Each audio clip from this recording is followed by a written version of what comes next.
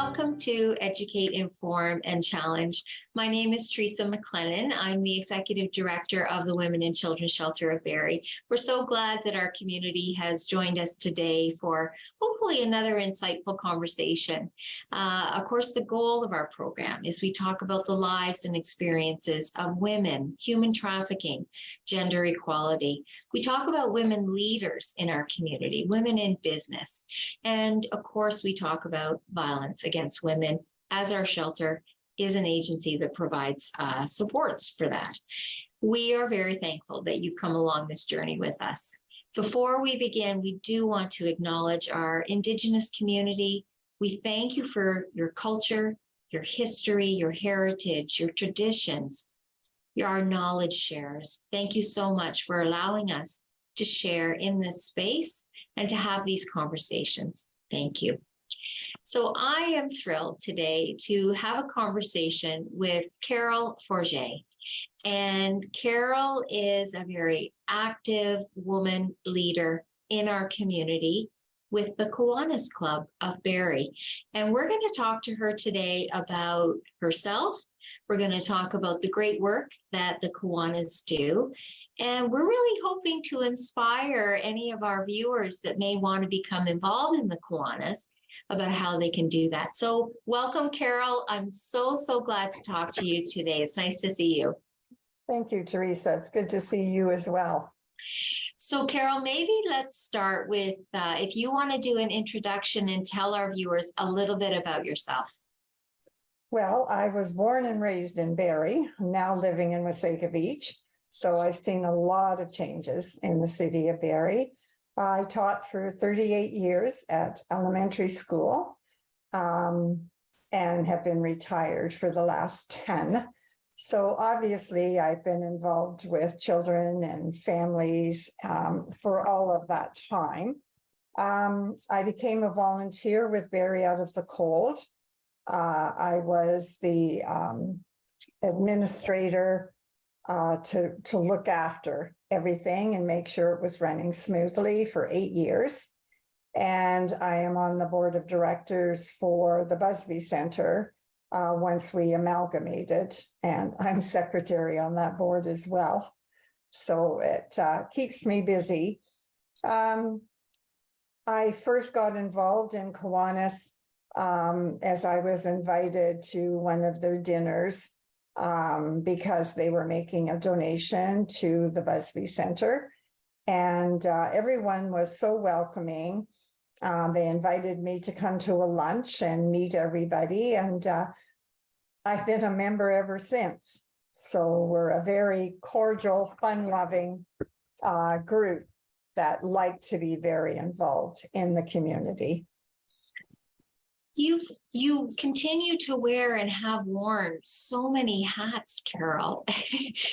And there is a real spirit within you about community involvement, giving back, and having care and concern for many different groups in our community. I'm really curious about, where does all of that come from in you? I think I was always raised to be involved in the community. I think from teaching and getting to know, when I started in a 2-room school many years ago, you got to know the families really well, and you knew parents and grandparents. And so you sort of traveled the journey with the family as they were raising their children. And there were lots of ups and downs for everybody during that time. But when I look at it, I think somehow we were raised in the best of times. We didn't have all the worries and that young children have today and young adults. So I don't know. I just think I've been involved with groups and just am compassionate enough to listen to their stories and realize you can't judge anyone if you're not walking in their shoes. And I think with the involvement with Kiwanis, because we sponsor so many different organizations in the city of Barrie, it has given me a much wider view of things that need to be done. And I learned a lot celebrating our 100th anniversary of what Kiwanis did 100 years ago, which of course I wasn't alive at the time. I'm sure some people would question that, but anyway, I just think that we're here for children. They are our, they're our future, let's face it. So we need to do as much as we can to support children and families so that they grow up, that they are somebody, they are worth something. And I think that starts with every adult and every service organization in the city of Barrie. So that's really where I'm coming from. It's amazing. And I really hope that there's other folks out there listening to you who get that spirit of giving and really a concern for all in the community, and how can we all have responsibility for making our community and the lives of the members in it better.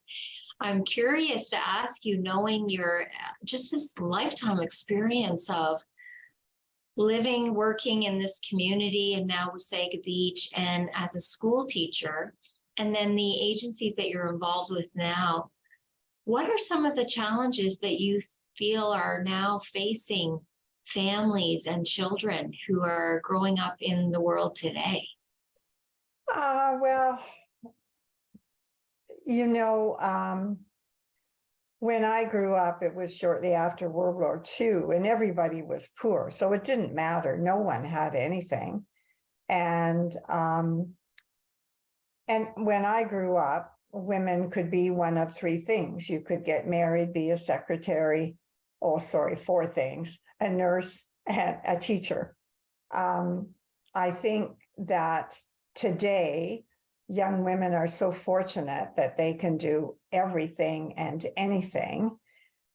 But there's all kinds of economical worries and mental health issues. And we didn't have all of the major trauma that I think young people are growing up today. I knew when I became a teacher, that was all I wanted to do, that I could be in that role for as long as I wanted to. Young people growing up today, they know that they have to be very flexible because they're going to change their jobs 5-6 times from getting laid off, or things have changed, robots have replaced them, or self-serve, which I will not use at grocery stores or any store. And you're going to be replaced. And so it must be a real worry, and of course the cost of living and cost of food, and not everybody is able to afford to pay for luxuries, which shouldn't be luxuries of today. Like rent. Yes, absolutely. You just highlighted just so many of the barriers to success and impacts for families and how that happens for young people. And I think, listening to you, the difficult decisions that families have to make about paying rent or putting food on the table. And now it's even worse. Like it feels even worse than it was a year ago, 2 years ago, 3 years ago. And I don't see the light at the end of the tunnel at this point. And I'm usually a pretty hopeful person, and I'm not living in that situation. So I cannot imagine how that is for folks. And so I think it's just a very insightful perspective that you offer in seeing how things used to look and how they look now.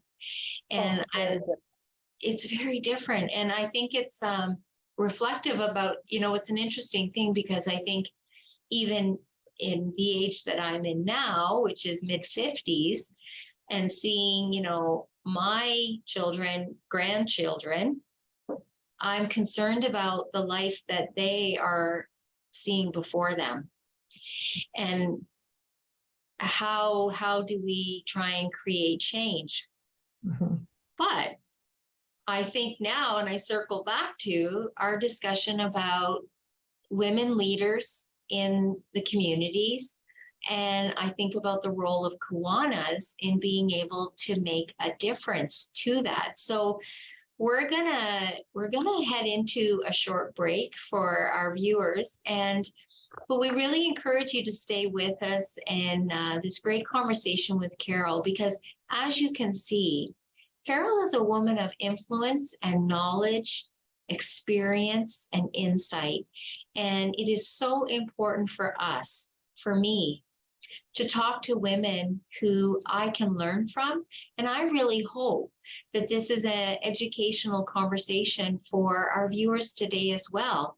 One, about being inspired by Carol and that knowledge and her experience, the role that Carol plays with the Kiwanis and her intent to give back to her community, and the important work that the Kiwanis does. So we're going to kind of circle around and we're going to talk about all of those things intermixed together.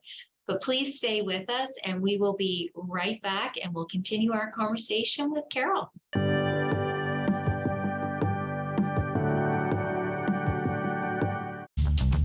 This program is brought to you by Ignite TV. Now you're in command. Visit Rogers.com for more details.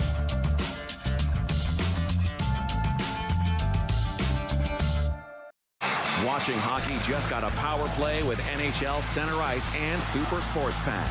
With up to 37 out-of-market NHL games a week, you'll always catch your favorite team no matter where you live. Whether it's big matchups you're looking for or following your top fantasy picks, it's all here. NHL Center Ice, part of the Rogers Super Sports Pack. All this for only $35.95 a month. Say Super Sports Pack into your voice remote to order.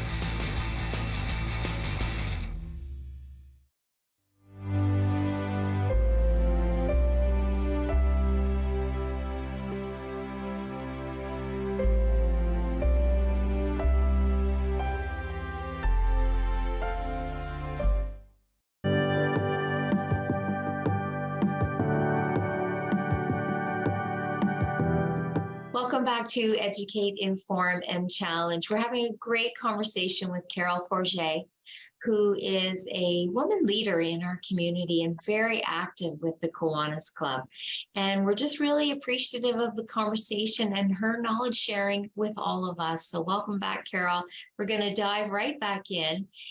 So, oh boy, there's just so much to unpack in the work that you do in Kiwanis. You had mentioned that Kiwanis has a special flavor, special interest in the needs of children. Where does that come from and why? Well, it comes from, our belief is that we're dedicated volunteers, that we are there to help one child and one community at a time. So that they recognize that they're valuable and have self-worth. And we try to help the organizations that are struggling, that are dealing with children and issues such as the Women and Children's Crisis Center, to help get them through a rough patch. And but it definitely comes from the vision and the mission statement of the Kiwanis Club of Barrie, which is, of course, Kiwanis International. And we've been involved in many, many things. And if you look back to, we were the very first service club in the city of Barrie, 1922. And it was interesting when we had our celebration for me to even learn that in 1922, every single month, we gave away 1,000 quarts of milk, oranges, cod liver oil, warm clothing, and to families that were in need. And you look at it and you think, wow, I was really proud of that, to think that in 1922, here we were. And I also learned that we started the Easter Seals campaign in the city of Barrie. It was in 1947, if you can believe. I was 2 years old. Wow. We joined with the Ontario Society for Crippled Children, now known as Easter Seal Society, and we had our first telethon with CKVR. And Toronto, Easter Seals, they were so amazed at what we had done that they took on the challenge. So that's why you see the telethon all through Ontario. And 1971, the Kiwanis Club of Barrie reached out to the Barrie Art Club, and they formed the Huronia Festival of Arts and Crafts. We know that as Kempenfest today. And it was really, really nice to get back this past August, the long weekend, to actually be in person and to have our 2 food wagons to raise money so that we could help other people in the city of Barrie and children specifically. And we had close to 40 of our members helping out. Plus we had 40 volunteers just from the community who came to help us as well. So, when I learned a lot of this history, I realized that we actually donated $400,000 to the general building of Royal Victoria Hospital and to the pediatric trauma ward when the city was growing. So, I remember the old RVH. And so Kiwanis had a hand in helping to build the new one. And if you look internationally, we worked with UNICEF to, I will look at my notes to get the name right, but we helped to eliminate the fatal disease of maternal and neonatal tetanus. And so we were one of the top 50 clubs out of 8,500 throughout the world that helped to achieve this goal. So it's pretty well gone throughout the world. We also locally, I guess, in Canada, we donated funds to the flood relief in Abbotsford, British Columbia, and we also donated to the hurricane relief in the Bahamas, as we had Kiwanis organizations that were there that were absolutely devastated. So as you can see, it's not just in the city of Barrie. So we do reach out and help to do that. This year, we set aside $100,000 for our 100-year celebration, and we chose 3 organizations. Women and Children's Crisis Center was one, where the money will be used to help build a playground. The Empower Simcoe on Ferris Lane will be building a playground behind their building. And these see well over 60,000 children a year. And the third one is towards our Flight to Freedom, where we are helping refugees from Ukraine to be able to pay for airfare so that they can come and just feel safe and begin a new life, or whether in a few years they decide to return to their homeland. We have already paid for airfares for 3 different families. So 2 of them are moved to Midland, one is in the city of Barrie. And many of them are working right now. So Yeah.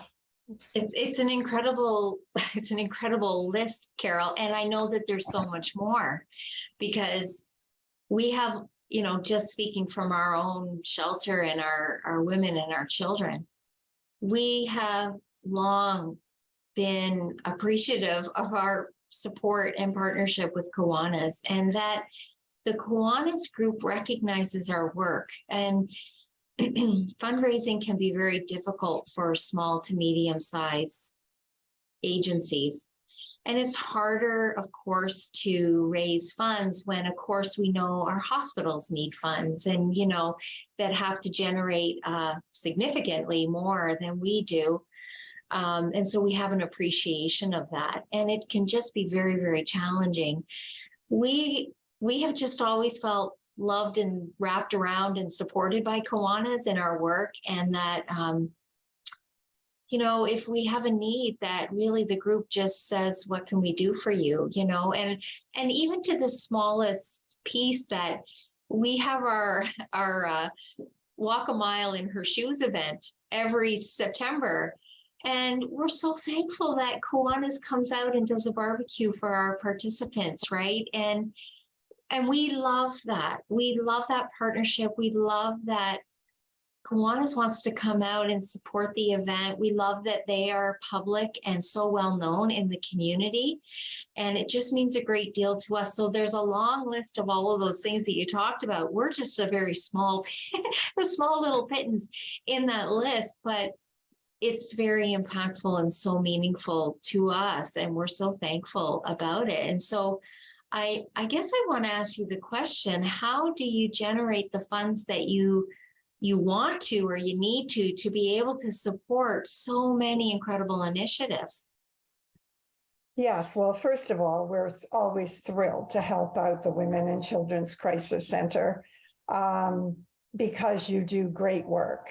And what you are doing, obviously, is keeping women and children safe. And so, I know we've been instrumental in helping you to expand and upgrade your facilities. And I'm sure people don't realize that we also provided a van and an installation of a furnace in the Barrie Food Bank. We helped in building campaign for the Busby Center. We support Youth Haven, Samaritan House, Big Sisters and Big Brothers. The list goes on, grandmothers and grandothers, but we also have a $500 scholarship for every high school in the city of Barrie. And we just began a new one last year. So every single elementary school receives a citizenship award. And, but you're right, it's very difficult to raise money. Probably our largest fundraiser is Kempen Fest, and we're always grateful to have volunteers. Our second one is probably the Dinner for Two draw, which is just happening now. Every member has books of tickets to sell, and it has, if the first prize happens to be a $5,000 travel voucher plus $2,000 in cash, or you can opt to take the $6,200 in cash. So they're sold in a book of 11 for $100 or for $10 each. And you can purchase any of those from any member at the Kiwanis Club. We also have a barbecue fundraiser, which we started when Kempen Fest wasn't running.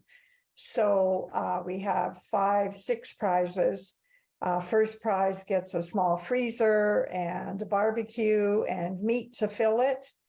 And all the other prizes don't have the freezer, but they have a barbecue and meat and then gift cards.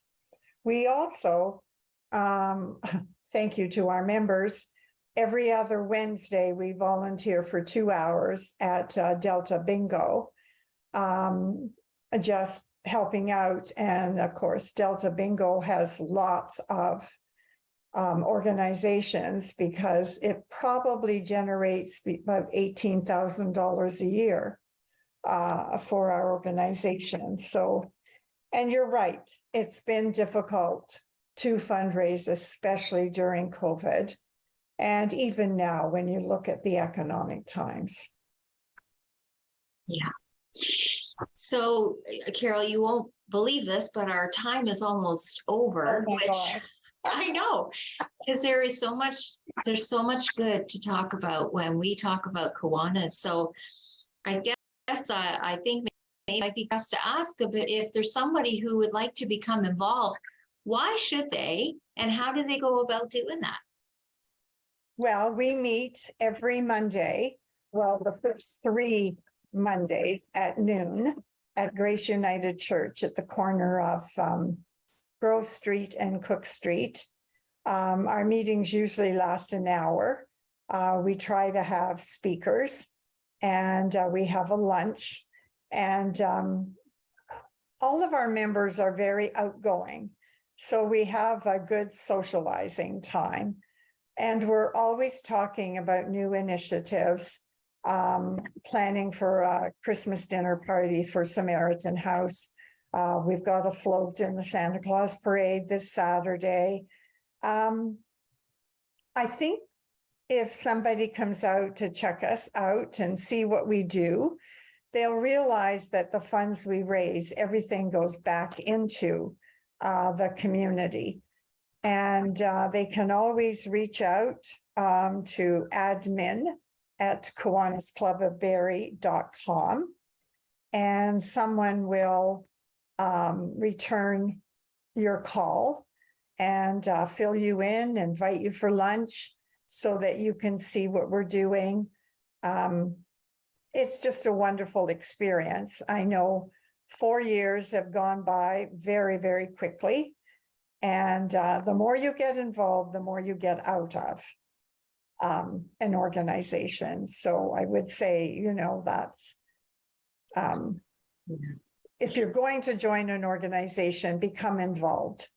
Don't just sit and wait to be entertained. But most of our members, they're an interesting bunch. Yeah. And we have many men and women, and we're looking for more members.